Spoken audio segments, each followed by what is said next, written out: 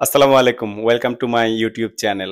So আজকে কথা বলবো রিয়াল মাদ্রিদ বনাম বরুশিয়া ডর্টমুন্ডের মধ্যবর্তী এবারের ইউসিএল ফাইনাল নিয়ে।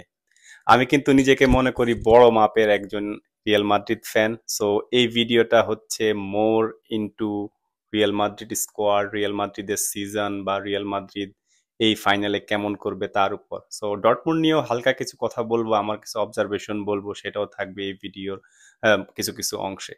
সো রিয়াল মাদ্রিদ ব্যতীত অন্য যারা সাপোর্টার আছেন তারা হয়তো একটু মানে মন খারাপ করতে পারেন, বাট কিছু করার নাই। রিয়াল মাদ্রিদের ফ্যান, রিয়াল মাদ্রিদ ফাইনালে উঠছে, এই ভিডিওটা বানানোর দরকারিতা বা প্রয়োজনীয়তা হচ্ছে অনুভব করলাম, তাই হচ্ছে কথা বলতে বসলাম এখানে। সো বেসিকলি এই সিজনটা যখন শুরু হয়েছে রিয়াল মাদ্রিদ শুরু করছে একটু ব্যাকফুটে থেকে, কারণ রিয়াল মাদ্রিদের যে গোল স্কোরার করিম বেনজেমার গত সিজনে হচ্ছে ক্লাব ছেড়ে চলে গেছে, আর রিয়াল মাদ্রিদ এই সিজনটা শুরু করছে হচ্ছে একজন প্রপার নাম্বার 9 ছাড়া। আমরা যদি রিয়ালের হচ্ছে মানে রিসেন্ট পাস্টের হিস্ট্রিটা দেখি, সবসময় হচ্ছে তাদের একজন ভালো নাম্বার 9 ছিল, তার পাশাপাশি হচ্ছে উইঙ্গাররাও হচ্ছে ভালো কন্ট্রিবিউট করেছেন এবং তাদের গোলের মাধ্যমে হচ্ছে রিয়াল মাদ্রিদ জিতছে। সো এই সিজন যখন শুরু হলো তখন আমি একটু ডাউটে ছিলাম যে হচ্ছে রিয়াল মাদ্রিদ এই সিজনে কতটুকু যাবে বা কতটা ভালোই করবে, কারণ কোনো না কোনো একটা ম্যাচে হচ্ছে রিয়াল মাদ্রিদ নাম্বার 9 এর হচ্ছে অভাব ভোগ করবে। বাট আমি যা দেখলাম হচ্ছে এই সিজনে রিয়াল মাদ্রিদ আমার যে এক্সপেকটেশন ছিল তার থেকেও বেশি ভালো খেলছে।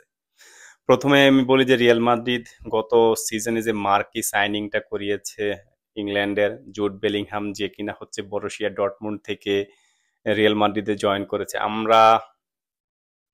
আমরা জানতাম যে হচ্ছে বেলিংহাম ভালো প্লেয়ার, বাট উনি যে এত ভালো গোল স্কোরার এটা হচ্ছে আমার আসলে ধারণা ছিল না। আমি কখনোই আশা করি নাই যে হচ্ছে রিয়াল মাদ্রিদের প্রথম সিজনে জুড বেলিংহাম এতগুলি গোল এবং অ্যাসিস্টের সাথে ইনভলভ থাকবেন। আর এই যে জুড বেলিংহামকে যে এইরকম একটা প্লেয়ার বানানো, এটার পিছনে সব থেকে বড় কারিগর যিনি, তিনি হচ্ছেন কার্লো আনচেলত্তি। এক বেলিংহাম এর জন্যই হচ্ছে তিনি তার প্লেইং স্টাইলকে চেঞ্জ করেছেন এবং হচ্ছে মিডফিল্ডে যে ডায়মন্ড শেপ তৈরি করেছেন এবং বেলিংহামকে at the top of the diamond, even কখনো কখনো দেখা গেছে যে হচ্ছে বেলিংহাম নাম্বার 9 হিসাবেও খেলেছেন। সো যাই হোক, সাইনিংটা ভালো ছিল। পাশাপাশি যে আমরা হোসেলোকে হচ্ছে লোনে আনলাম, সেও হচ্ছে সিজনের মাঝে মাঝে ভালোই ঝলক দেখাইছে। এবং আরেকজন ভালো আমাদের প্লেয়ার যিনি কিনা হচ্ছে এসি মিলানে ছিলেন, আব্দুল কাদের ব্রাহিম ডিয়াজ, তিনি হচ্ছে ব্যাক করেছেন এবং সিজনে হচ্ছে বেশ ভালো কয়েকটা ক্যামিও তিনি দেখিয়েছেন। সো ওভারঅল এদের পারফরমেন্সের কারণেই হচ্ছে রিয়াল মাদ্রিদ এই সিজনে মাত্র 2টা ম্যাচ হারছে, কিন্তু আইরনিক্যালি দুইটাই ছিল হচ্ছে লা লিগাতে এবং দুইটাই ছিল অ্যাটলেটিকোর বিপক্ষে। সো আমরা হচ্ছে লা লিগাতে আমাদের 36তম শিরোপা জিতলাম এবং চ্যাম্পিয়ন্স লিগের ফাইনালে, এবং হচ্ছে আমরা স্প্যানিশ সুপার কাপও জিতলাম। সো ট্রেবল জেতার কাছাকাছি আমরা। আর এই শনিবারের যে ম্যাচটা আছে সেটা হচ্ছে বরুশিয়া ডর্টমুন্ডকে হারাইতে পারলেই হচ্ছে আমরা আমাদের ইতিহাসে 15তম বারের মতো হচ্ছে চ্যাম্পিয়ন্স লিগ জিতবো।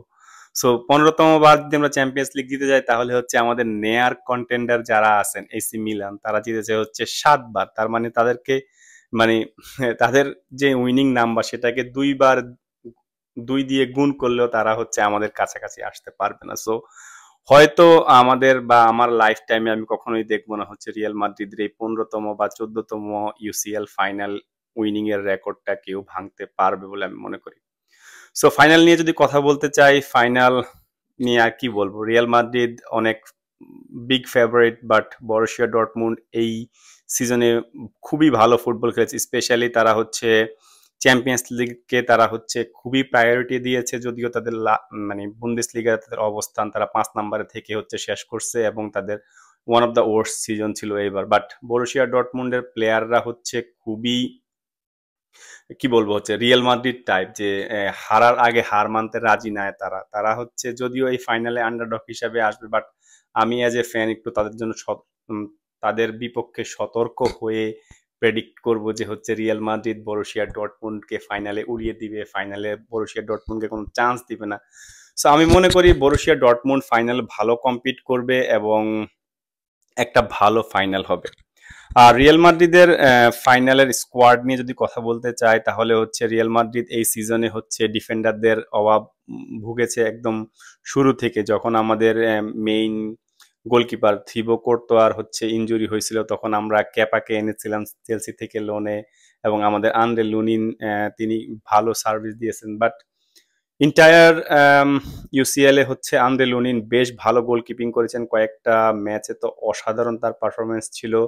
বাট আমি মনে করি যেহেতু আন্দ্রে লুনিন অসুস্থ এবং বাট সুস্থ থাকলেও হচ্ছে আমি মনে করতে বা আমার আইডিয়া হচ্ছে যে আমাদের যেহেতু নাম্বার ওয়ান গোলকিপার ব্যাক করেছে, so we should thank Lunin for his service, but we have to start Karatoya at the final match. So I think Karatoya ফাইনালে স্টার্ট করবে এবং তার পাশে চারটা ডিফেন্ডার হবে হচ্ছে রুডিগার, তারপরে নাচো, কারবাহাল এবং হচ্ছে ফারলান মেন্ডি। সো মিলিতাও যদিও ইনজুরি থেকে ব্যাক করেছে, বাট এখনো তিনি হচ্ছে ফুল স্ট্রেংথে আসে নাই। সো আমি মনে করি হচ্ছে মিলিতাও স্টিল বেঞ্চে থাকবে, হয়তো যদি রিয়াল মাদ্রিদ মাল্টিপল গোলে আগায় থাকে ৮০-৯০ মিনিটে, তখন হয়তো মিলিতাওকে কার্লো আনচেলত্তি কয়েক মিনিট সময় দিতেও পারেন। আর মিডফিল্ড তিনজন আমাদের মিডফিল্ড জেনারেল টনি ক্রুজ, তার শেষ ক্লাব ক্যারিয়ার ম্যাচ, তিনি তো থাকবেনই, তার পাশে থাকবেন হচ্ছে ভালভার্দে এবং হচ্ছে জুড বেলিংহাম, এবং টপে থাকবে হচ্ছে রদ্রিগো এবং হচ্ছে ভিনিসিয়াস জুনিয়র। সো এইখানে হচ্ছে যে মিডফিল্ডে আমরা কি ৪-৩-৩ ফরমেশনে খেলবো নাকি ৪-১-৩-৩ ফরমেশনে ৩-২ ফরমেশনে খেলবো। সো আমি মনে করি এখানে হচ্ছে ডিফেন্সিভ মিডফিল্ডার হিসাবে যদি আমরা টনি ক্রুসের সাথে হয়তো কামাভিঙ্গা স্টার্ট করতে পারবেন, যেহেতু হচ্ছে সুয়ামিনি আপাতত ইনজুরিতে আছেন এবং ফাইনালের যে স্কোয়াড ঘোষণা করেছে সেখানে হচ্ছে সুয়ামিনি নাই। সো আমার মনে হয় যে এই হবে রিয়াল মাদ্রিদের স্টার্টিং 11 এবং তারা হচ্ছে শুরু করবে খুবই ধীরে সুস্থে ম্যাচটা হচ্ছে প্রথম, আমি মনে করি যে প্রথম 10 থেকে 20 মিনিট হয়তো বরুশিয়া ডর্টমুন্ড অনেক অ্যাটাক করবে এবং রিয়াল মাদ্রিদ লো ব্লক হয়তো ডিফেন্ড করবে প্রথম 10 থেকে 20 মিনিট।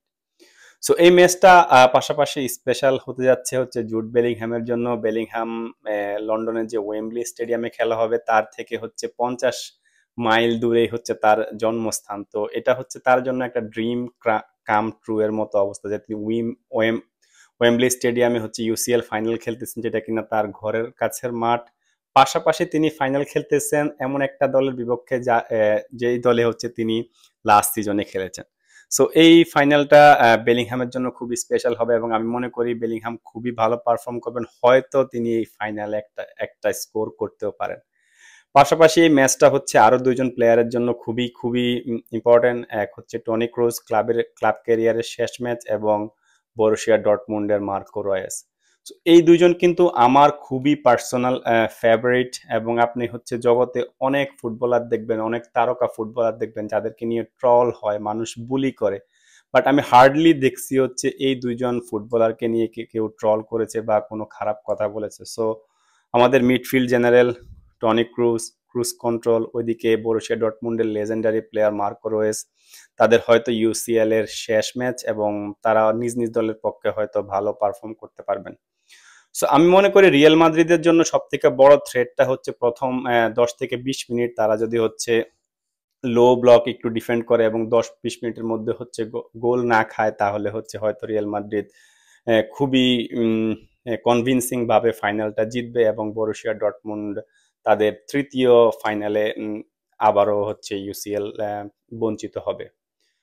সো আমি যেটা বললাম যে রিয়াল মাদ্রিদ অ্যাকচুয়ালি ফাইনাল খেলে না, ফাইনাল জিতে, তারা হচ্ছে 18 বার ইউসিএল ফাইনাল খেলবে, এটা নিয়ে হয়তো তারা তাদের 15তম শিরোপা জিতবে। এবং আবারও বলি যে এই ম্যাচটা খুবই ইম্পর্টেন্ট হবে জুড বেলিংহামের জন্য এবং হচ্ছে মার্কো রয়েসের জন্য আর টনি ক্রুসের জন্য। সো আশা করি খুবই জমজমাট একটা ম্যাচ উপভোগ করব। আমি যদি এই ম্যাচ নিয়ে প্রেডিকশন করতে চাই তাহলে আমি বলবো যে হচ্ছে রিয়াল মাদ্রিদ হয়তো 3-1 গোলে ম্যাচটা জিতবে এবং রিয়ালের পক্ষে হয়তো গোল করবেন জুড বেলিংহাম এবং ভিনিসিয়াস জুনিয়র।